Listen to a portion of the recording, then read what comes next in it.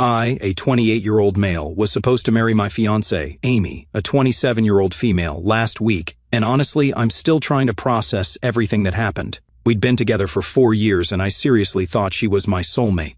I met Amy at my friend's barbecue party. She was this super outgoing girl who could light up any room she walked into. Not going to lie, she was way out of my league, smart, gorgeous, and could make anyone laugh. Our first date was actually hilarious. I took her to this fancy restaurant trying to impress her, but they messed up our reservation.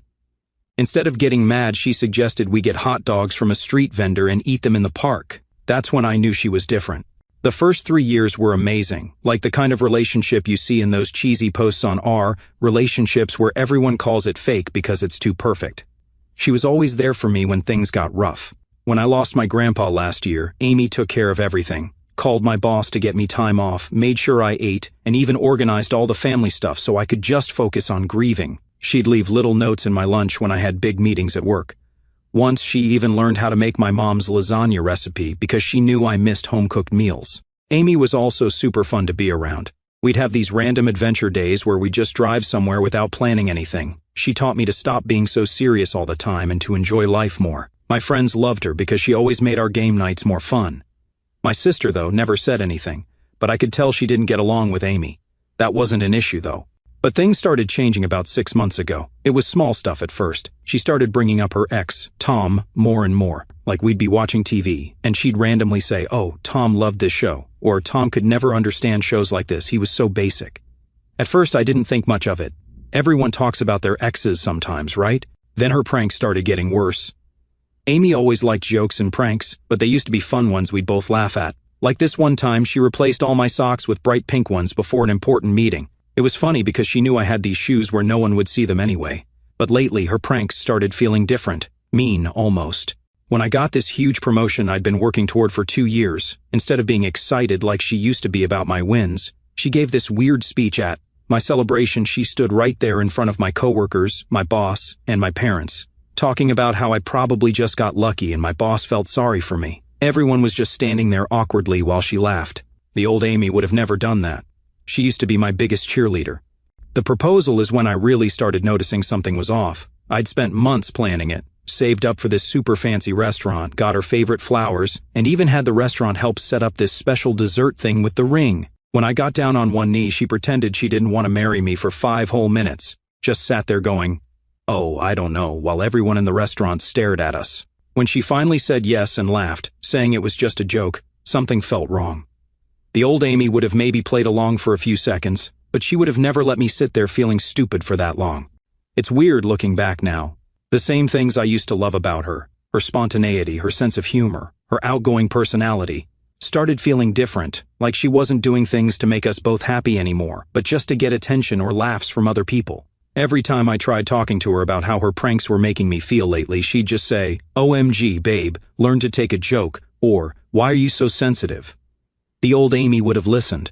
We used to be able to talk about anything. My best friend started noticing the change too. He'd say stuff like, "Dude, is Amy okay? She's acting different." But I kept making excuses because I remembered how great things used to be. I kept telling myself maybe she was just stressed about the wedding or work or something. The Amy I fell in love with was this amazing, caring person who made me want to be better. She'd surprise me with my favorite snacks when I was having a bad day, remember random stuff I mentioned months ago, and always knew how to make me laugh when I was down. That's why it took me so long to notice when things started changing. When you love someone that much, you don't want to see the bad stuff. But man, the changes kept coming. Looking back now, I can see all these red flags popping up one after another. It's like watching a replay of a game where you already know the ending. All the signs are so obvious now, but when you're in the middle of it, you just keep hoping things will go back to normal. Anyway, about 2 months before the wedding, things got really weird. Like the kind of weird where you know something's wrong but can't put your finger on it. Amy started talking about her ex, I'll call him Tom, way more than usual. She'd always bring him up in these backhanded compliment kind of ways. Like, we'd be at dinner, and I'd be telling her about this new project at work, and she'd go, "This is why you're so much better than Tom. He could barely handle basic math, and here you are managing million-dollar projects." Or we'd be grocery shopping, and I'd be checking the nutrition labels, trying to eat healthy and all that, and she'd be like, "Tom never cared about this stuff. He just grabbed whatever was cheapest. He was so simple." At first I thought maybe she was just trying to make me feel good or whatever. But it kept happening more and more. We'd be watching a documentary about space or something, and she'd say, Tom would never watch stuff like this. It was too complicated for him. He just watched sports all day. But the way she said it was weird, like she missed how simple he was. Then I started noticing she was always on her phone, like always. During dinner, while watching TV, even when we were trying to plan wedding stuff, she'd get these texts and turn her phone away real quick if I walked by. I'm not usually the jealous type, but something felt off.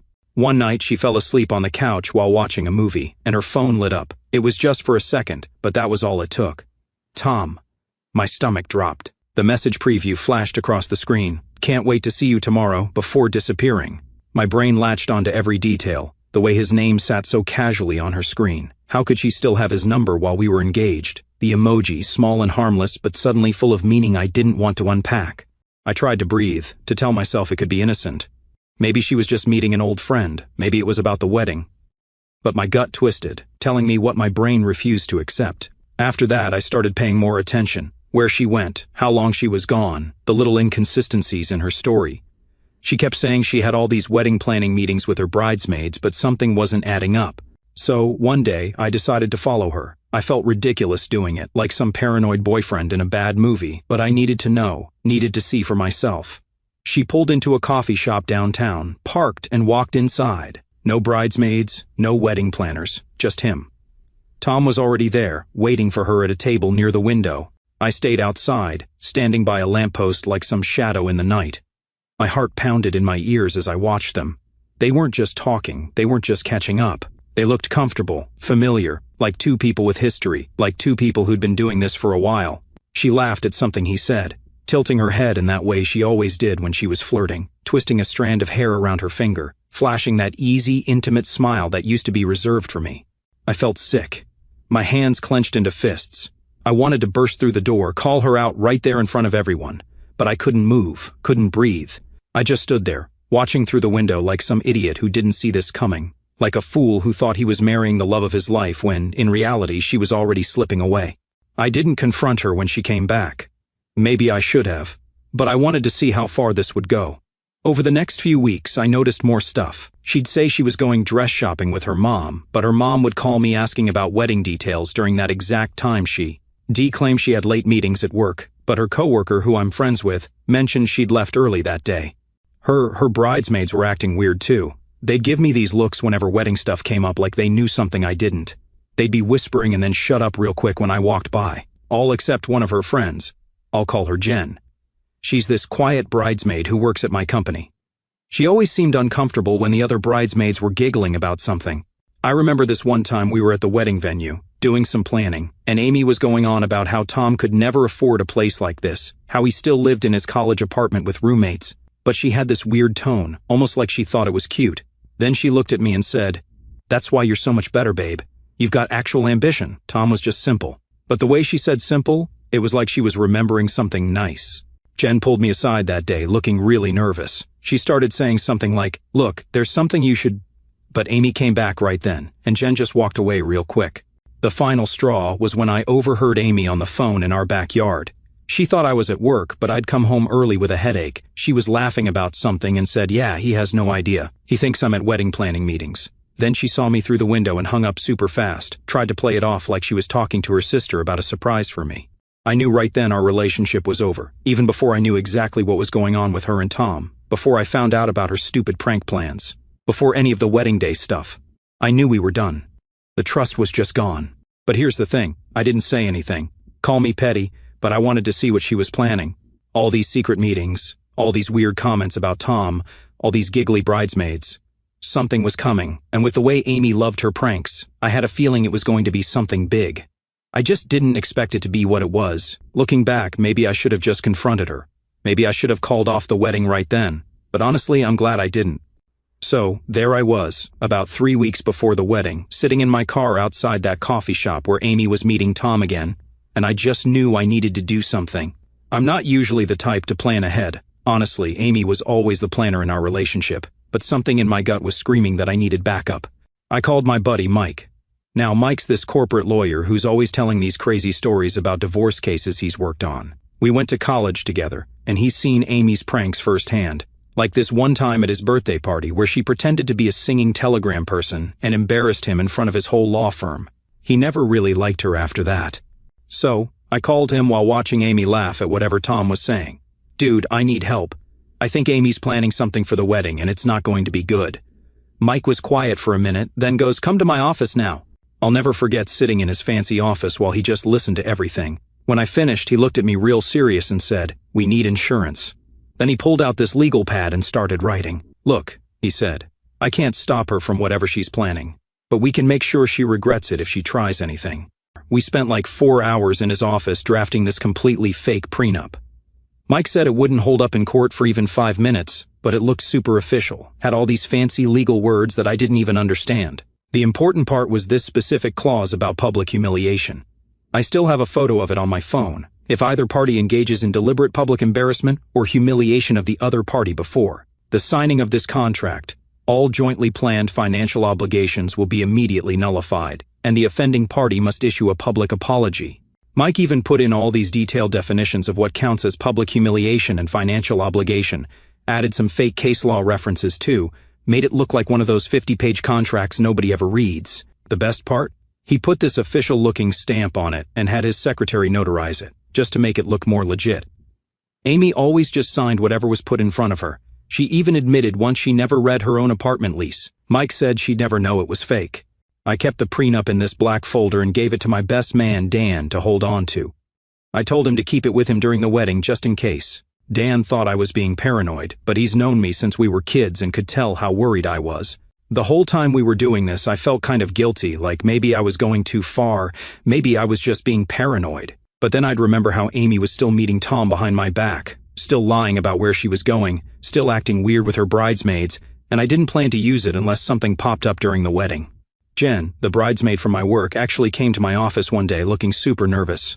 She started saying something about how she couldn't keep quiet anymore, but then Amy called her phone right at that moment. The look on Jen's face when she saw Amy's name pop up, I knew whatever was coming was not good. I also started noticing more stuff at home. Amy was having these long phone calls in the bathroom with the shower running. She'd close her laptop super fast when I walked into the room. One time I saw her deleting text messages when she thought I was sleeping. The weird thing was, she was also being extra nice sometimes, like randomly bringing home my favorite takeout or suggesting we watch my favorite movies. Looking back, I think she was feeling guilty, or maybe she was just trying to throw me off. I don't know. I remember the night before the wedding, sitting in my parents' house. Amy insisted we do the whole not seeing each other before the wedding thing. Looking at that black folder with the prenup, part of me hoped I'd never need to use it, like maybe I was wrong about everything. Maybe Amy really was just planning some silly surprise. My mom came in and saw me staring at the folder. She didn't know what was in it, but she could tell something was wrong. She sat down next to me and said, "You know you don't have to go through with this if you're not sure." I just told her everything was fine. I put the folder in Dan's bag that night, told him to keep it close during the ceremony. He made this joke about how it was like in the movies where someone always objects at the wedding, but neither of us was laughing. The whole time I was getting ready the next morning, I kept thinking about that folder, hoping I wouldn't need it, but also feeling weirdly calm knowing it was there, just in case. The morning of the wedding was actually perfect, like weirdly perfect. Everything at the venue looked amazing. All the decorations were exactly how Amy wanted them. The whole time I was getting ready with my groomsmen, I kept thinking maybe I was wrong about everything. Maybe I was just being paranoid. Dan, my best man, kept checking on the folder like it was his job. He'd pat his bag every few minutes, making sure it was still there. My other groomsmen thought he was checking for the rings and kept making fun of him for being so nervous. My mom was already crying before the ceremony even started. Happy tears, she thought. My dad kept straightening my tie even though it was fine.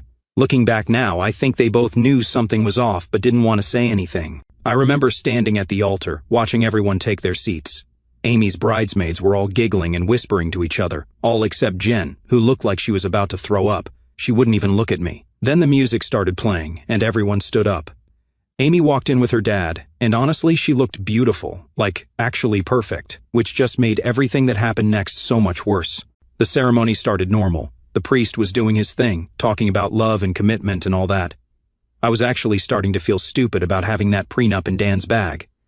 Then we got to the vows. Right before we were supposed to say our vows, Amy did this thing where she grabbed the mic from the priest. He looked super confused, but she just gave him this big smile like, "Don't worry about it." Then she says, all excited, like she's hosting a game show or something, "I have a little surprise for my wonderful soon-to-be husband." My stomach just dropped. Dan immediately put his hand on his bag where the folder was. I saw my dad sit up straighter in his seat. Amy turns to face all our guests with this huge smile and goes, "Ladies and gentlemen, let's give a warm welcome to the real love of my life." The doors at the back of the venue open, and in walks the gentleman Tom, like he was in some kind of movie or something, just strolling down the aisle with this stupid grin on his face while everyone's turning around in their seats, trying to figure out what's happening. My mom gasped so loud you could hear it across the room. My sister actually stood up, like she was ready to fight someone. One of my aunts just said, "Oh, no," really loud.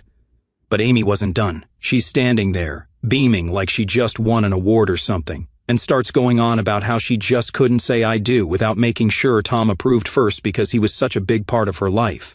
And they'd been talking a lot lately. Then this idiot, Tom, actually walks up to the altar and claps me on the back, like we're friends or something. He's got this smirk on his face that I just wanted to punch off. Most of the bridesmaids are giggling like this is the funniest thing they've ever seen. The priest looks like he wants to disappear. Jen's actually crying now, like full-on tears running down her face. But Amy wasn't done, not even close. She pulls out her phone and goes, "Oh, and I have something else to show everyone." She started scrolling through this group chat with her bridesmaids. "Look, babe," she says, showing me her screen. "We've had this little pool going. The girls and I have been taking bets." I'm looking at these messages and I swear my brain just stopped working for a second.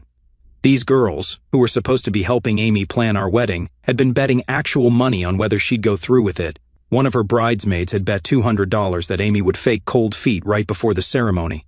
Another had $150 on me crying at the altar. Lisa had bet $300 that Amy would pull something epic, her exact words. They had this whole spreadsheet going with odds and everything, like they were betting on a football game instead of someone's wedding, someone's life. The worst part? There were messages from months ago. This wasn't some last-minute joke. They'd been planning this for months. All those wedding planning meetings?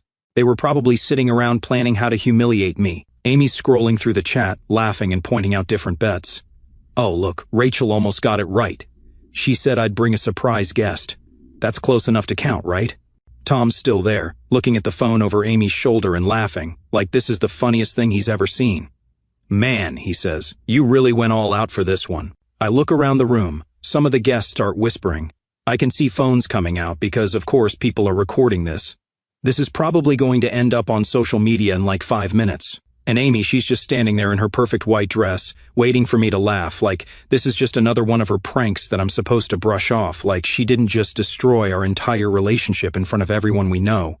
"Come on, babe," she says, poking me in the side. "You're not mad, right? It's just a joke. Tom's not really going to object or anything, unless..."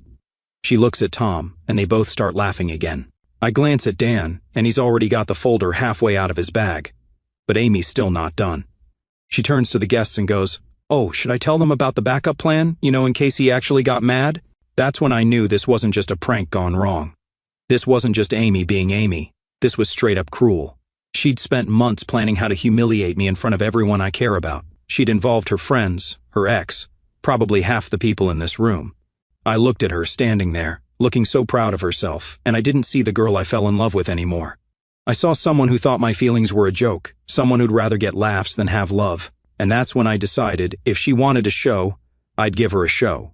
I smiled at her, the calmest smile I've ever smiled in my life. She actually smiled back, probably thinking I was finally getting into the joke. I turned to the priest, who honestly looks like he wants to resign from the church right there. "Hey," I say, super politely, "do we have that table set up for signing the marriage license? I need to grab something real quick." The priest just points to this little table off to the side, probably thinking I'm about to make this whole thing even worse. I walk over to Dan. The room is dead silent now, like everyone's holding their breath. Amy's still got this huge smile on her face, but I can see she's getting confused. This wasn't part of her script. I pull out this black folder, the one Mike helped me prepare. It looks super official.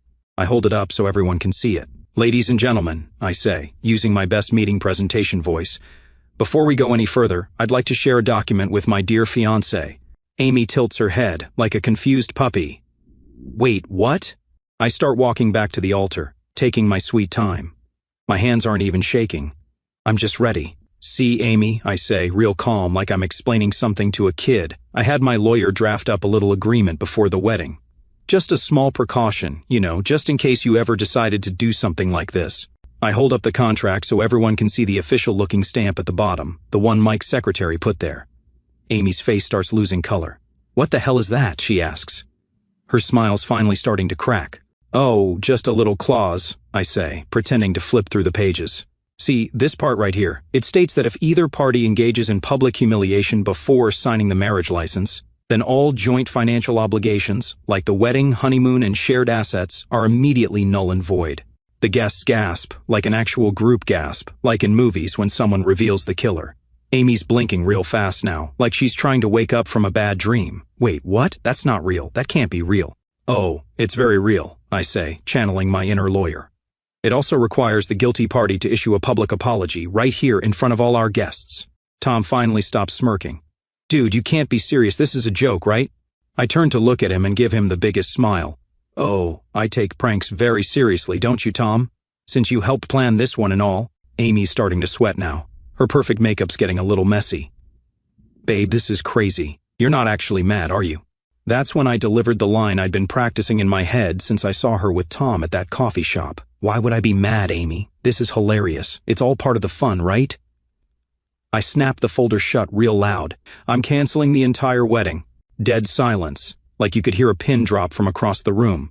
Amy's perfect smile just shatters. "Wait, what?" "Oh, don't look so shocked," I say, tucking the folder under my arm. "You had your joke. Now it's my turn. Wedding's off." The room explodes, like actually explodes with whispers and gasps. The priest backs away from us like we're both crazy. The bridesmaids finally stop giggling. Amy's face goes from pale white to bright red in like 2 seconds. "You're joking," she says, but her voice is shaking now. "Am I?" I look at Dan. "Hey man, would you do the honors?" Dan, absolute legend that he is, pulls out his phone, hits play, and Hit the Road Jack starts blasting through the venue speakers. Some guests actually start laughing, others just sit there in shock. A few get up and start leaving. Smart move, honestly. Amy looks like she's about to pass out. "You're not serious," she keeps saying. "You're not walking away." I just grin. I literally am. I turn to my parents. Mom's actually smiling now, through her tears, and Dad looks proud for the first time all day. "I think we're done here," I say. My dad immediately stands up and starts telling guests the wedding is over. Always the practical one, my dad. Then I turn back to Tom, who's trying to slowly back away from the altar. "Hey Tom," I call out, "you like stealing people's fiancés, right? Well, congrats. She's all yours." That finally wipes the smirk off his face. Amy spins around to look at him. "Tom, tell him this is stupid!" But Tom's already heading for the door. I think I'm gonna head out, actually. The bridesmaids are all looking at their feet now. Some guests are straight up laughing, and Amy looks like her whole world just collapsed. "You can't just leave me like this," she screams. I stop at the end of the aisle and turn around one last time. "Amy, you love attention so much? Well, congratulations, you're getting it." And with that, I walked out of my own wedding. The next 24 hours were crazy. My phone basically exploded with messages and missed calls from Amy. Like, we're talking hundreds of messages. At first, she acted all confused, like she couldn't understand why I left, kept saying stuff like, "It was just a joke," and "Why are you being so dramatic?" Then she got mad, started sending these long messages about how I humiliated her, ironic, right? And how she couldn't believe I would ruin our wedding over a silly prank. She even tried saying I had no right to walk out on her like that. But here's where it gets good. Remember that group chat where they were placing bets? Dan, being the absolute genius he is, had taken screenshots of everything before we left, from one of the bridesmaids' phones. All their messages about planning this prank, all the bets they placed, even messages from months ago where they were discussing different ways to mess with me at the wedding. Amy tried telling people I abandoned her at the altar, started playing the victim on social media and everything. But then those screenshots started making the rounds. Turns out, people don't really like it when you turn someone's wedding into a betting game. The fallout was epic. Those bridesmaids who thought it was so funny, they started panicking when they realized people could see their messages. Sarah, the maid of honor, actually lost a job opportunity because the screenshots got sent to her potential employer. Guess they didn't want someone who thought humiliating people was funny. Amy's parents called me the next day. Her mom was crying, saying she had no idea Amy would do something like this. Turns out they'd warned her not to pull any stunts at the wedding. Her dad actually apologized to me and said he understood why I did what I did. Then the money stuff hit. Amy started demanding I pay her back for wedding costs. That made me laugh because I'd paid for almost everything. The venue, my card, the catering, my account. That fancy honeymoon she'd been bragging about to everyone? All booked under my name. One phone call to each place, and it was all canceled. The venue manager was actually super understanding, said he'd seen some crazy wedding stuff, but this was a new one. The honeymoon cancellation hit her hard. She'd already posted all over social media about our amazing 2 weeks in Hawaii. Had to explain to everyone why she wasn't posting beach pictures. Her bridesmaids started distancing themselves real quick. Funny how fast people disappear when they realize they're going down with you. Even the ones who were in on the whole thing suddenly didn't want anything to do with her. Tom ghosted her completely, wouldn't answer her calls or texts. Guess he didn't find it so funny anymore when people started asking him why he thought ruining someone's wedding was okay. Her friend Jen finally told me everything, and man, I could see the guilt weighing on her. She wasn't like the others. She never laughed at Amy's pranks, never joined in on the group chats, never once thought humiliating someone was funny. She admitted she'd known about the plan for weeks but felt trapped, torn between speaking up and risking Amy turning on her. She told me how she'd tried to warn Amy, begged her to call it off, but Amy just brushed her off, saying it would be hilarious to see my reaction. Tom, of course, had no problem playing along, probably thought it made him look cool or something. But Jen? She hated every second of it. She told me she barely slept the night before the wedding, sick with anxiety, knowing what was coming. And when she saw me standing at the altar, oblivious to the setup, she said she wanted to scream, to stop it before it happened. But she froze. As she talked, her voice was quiet, full of regret, like she thought I'd hate her for not doing more. But for the first time in months, I saw something I hadn't seen in a long time. Actual common sense. Someone who didn't just go along with the crowd. Someone who cared about how people felt. And honestly, that stuck with me more than the whole wedding disaster ever did. A week after everything, Amy showed up at my apartment, looking like she hadn't slept in days, still wearing her engagement ring. She started crying about how sorry she was, how she never meant for things to go this far, how she still loved me, and we could fix this. I just handed her an envelope. Inside was an invitation to a fake wedding rehearsal. Same venue, same time as our wedding was supposed to be. The guest list? Everyone who saw her little prank. No groom's name, just a note saying, "Now we're even." She stood there, reading it like 5 times before she got it. When she looked up, I just shut the door in her face. Remember all those phones recording at the wedding? Yeah, clips started showing up online. People started calling her the bride who got left as a joke. Her own prank turned into a meme. Some of Amy's friends tried defending her online, saying I should have taken the joke better. But then more screenshots would appear, showing how long they'd planned this, how much money they bet, all the mean things they said about me in their group chat. Amy tried reaching out through mutual friends, saying she'd learned her lesson. But every time someone showed me her messages, they'd end up seeing the screenshots too. Pretty soon she ran out of people willing to speak up for her. It's been 6 months since the wedding that never was, and Amy never really bounced back. She kept trying to claw her way back into my life, sending messages about how she could fix everything if I just gave her another chance. Like, chances were some unlimited resource she hadn't already burned through with every one of her stupid pranks. But I was done. Her bridesmaids, the same ones who laughed along with her, didn't stick around either. Sarah, the ex-maid of honor, even sent this long-winded apology about how she should have warned me and felt awful about what happened. Too little, too late. Tom? He blocked Amy on everything and started telling people he was manipulated into the whole thing. Last I heard, he moved back to his hometown and works at his dad's store now. Guess the simple life wasn't so bad after all. Amy's parents are still apologizing every time they run into my family. Her mom sent me a Christmas card, saying she thinks about that day all the time and wishes she'd seen the signs earlier. Her dad actually helped me sell the house Amy and I were going to move into. But here's the weird part. Something good actually came out of this whole mess. Jen and I started getting coffee sometimes, just talking, you know. Turns out Jen had liked me for a while, but obviously never said anything because I was with Amy. We started hanging out more. Nothing serious at first, just lunch breaks at work, maybe grabbing dinner sometimes. She's different from Amy in every way possible. Quiet, kind, thinks about other people's feelings, never tries to make jokes at someone else's expense. 3 months after the wedding that wasn't, we started dating officially. My parents love her. Even my sister, who hated Amy from day one, thinks Jen's perfect for me. Amy found out about us through mutual friends and tried starting drama online, saying Jen stole me from her and that she planned this to happen. Nobody believed her. The screenshots of her planning to humiliate me with her ex kind of killed any sympathy people might have had. Speaking of Amy, she's still trying to fix her reputation. She made this long public apology on Facebook about how she's grown and learned from her mistakes. Then, 2 days later, she was in my company's parking lot trying to confront Jen. Security had to escort her out. My life's actually better now. Got promoted at work, a real one this time, not the one Amy made fun of. Moved into a new apartment in a better part of town. Jen and I are taking things slow. We went on vacation last month, just a small beach trip, nothing fancy, but it was nice being with someone who didn't feel the need to post every second of it on social media or turn everything into a joke. And oh, I still have the prenup folder. Mike, my lawyer friend, framed it and gave it to me as a birthday present. It's hanging in my home office now. Jen thinks it's hilarious. My friends say I dodged a bullet. I think I dodged a whole firing squad. Sometimes I look at old pictures of me and Amy and can't believe I didn't see what was coming.